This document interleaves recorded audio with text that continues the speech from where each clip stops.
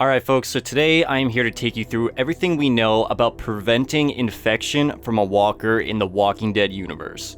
This includes bites, scratches, and exposure to blood. If you enjoy these types of lore breakdowns, be sure to drop a like on this video and drop a sub if you're feeling generous.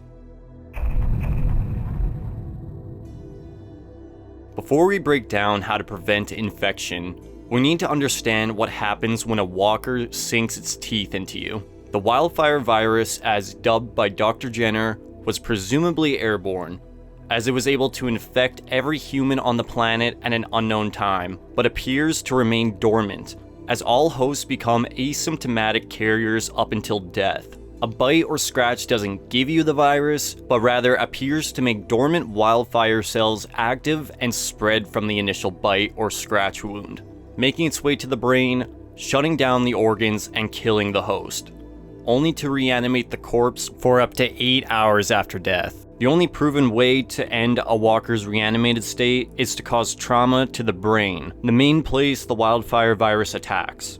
When reanimated, that part of the brain dies, relying on its sense of smell to distinguish other walkers from the living, and condemned to walk the planet for the remainder of its days, searching for food as an unfeeling animalistic corpse. Although, in some cases, the loss of personality could be disputed with the introduction of variants, as we see roamers appear to recall echoes of memories from its life. But I'm not going to dive too deep into variants here, as I do have a video already covering this topic that you can check out right here. The reanimated corpse's fluids develop an active agent of the wildfire virus, guaranteeing a 100% mortality rate in bite or scratch victims if further steps aren't taken, as the walker's infected cells activate the dormant cells already within the living host. We're all infected. Although walkers decompose over time, it is theorized that the wildfire agent has properties that preserve the walker longer than an actual dead corpse. But what's interesting is that in Season 3, Milton discovers walkers actually do starve over a very long period of time. Although this won't lead to death, rather, the walker will enter a dormant state and wait for the food to come to them.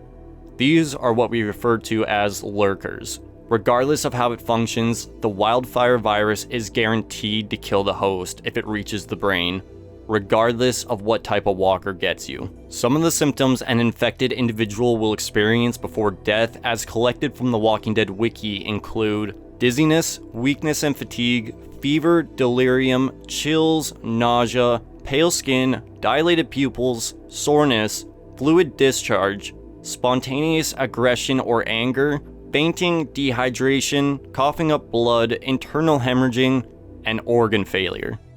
So that's it? One bite or scratch and it's game over? Well, not necessarily.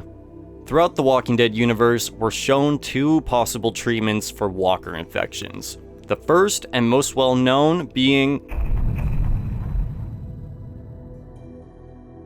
in The Walking Dead Season 3, Episode 1, Herschel is bit in the prison tombs by a lurker on the leg.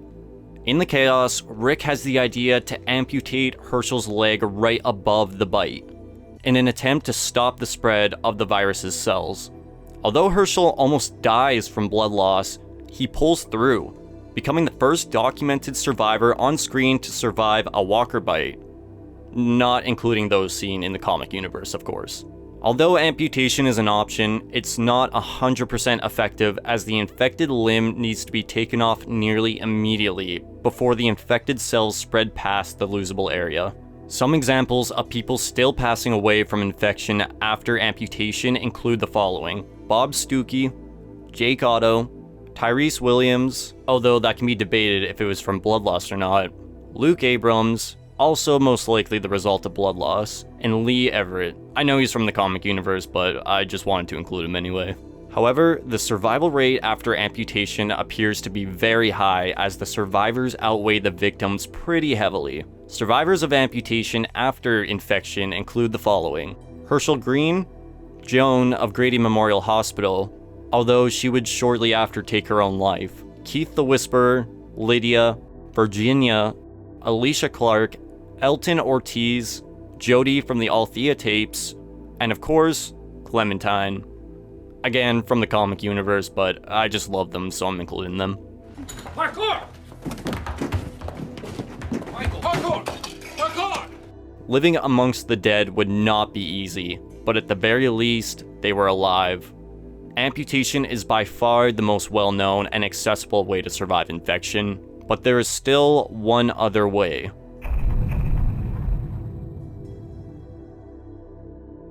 Alicia is said to have been too late when cutting off her arm after getting bit by a walker, leading her to become severely sick over the show's 7th season.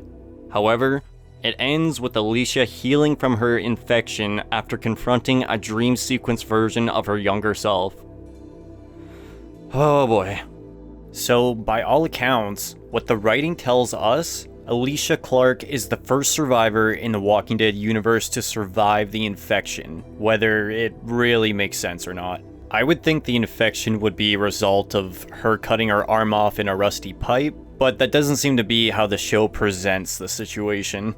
Later on, in Fear's 8th and final season, June Dory spent 7 years developing a treatment for infection based on her observations of Alicia's survival. She theorized Alicia was exposed to enough radiation to kill the infection inside of her. June would be enlisted by Padre, a pre-apocalypse safe zone designed to survive a catastrophe set up by the United States government. It's not as cool as it sounds, trust me.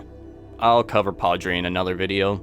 But June's work had her developing radiotherapy treatments for bite victims in search of a cure, and discovered she could suppress the infection for a short time, but the levels of radiation needed to kill the virus would be too much for a human body to survive. However, in a horrific turn of events, Padre has Dwight and Sherry's son Finch bit and infected to motivate June to continue her work.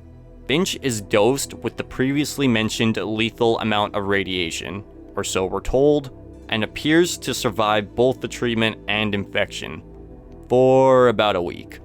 You see, June was very certain the radiation dose would kill Finch, so she didn't give him the full treatment, leading to the infection creeping back and eventually taking his life. Finch survived a week with radiation therapy. The window of time from infection to death has never been more than 2 days, according to Glenn in Season 5, Episode 1, from experience with Jim in the show's first seasons. So this alone is an insane revelation. The leaders of Padre, despite seeing Finch's progress, still believed, however, Alicia survived due to her genetic makeup. Unfortunately, June would soon abandon her work permanently, and Padre would fall, leaving this discovery up in the air since then.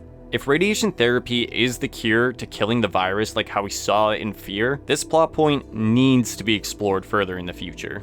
If Alicia Clark is the first documented survivor to overcome the infection with or without radiation therapy, then this is the biggest revelation in the universe's history that's being left in the dust by the writers from what we can tell. I desperately hope this plot point isn't dropped completely, but I fear it may be, as this is the kind of work the CRM would most certainly be interested in, yet we never hear of any work for a cure in any form throughout The Ones Who Live, at least as of the 4th episode. Whether the radiation therapy would work at its full potential or not, according to what's presented to us in Fear, for better or for worse, we have to consider Alicia Clark the first survivor of the virus. The future of this side of the lore is full of so many possibilities that haven't been explored yet, but what we do know for a fact, infection does not have a 100% mortality rate like we once believed. Alright folks, and that from what I can find is everything we know about infection prevention in the Walking Dead universe. This is a very large franchise, so I could have easily missed something, so if I did, please let me know in the comments down below. And if you like this video, hit that like button and sub if you're feeling generous. Thanks for watching.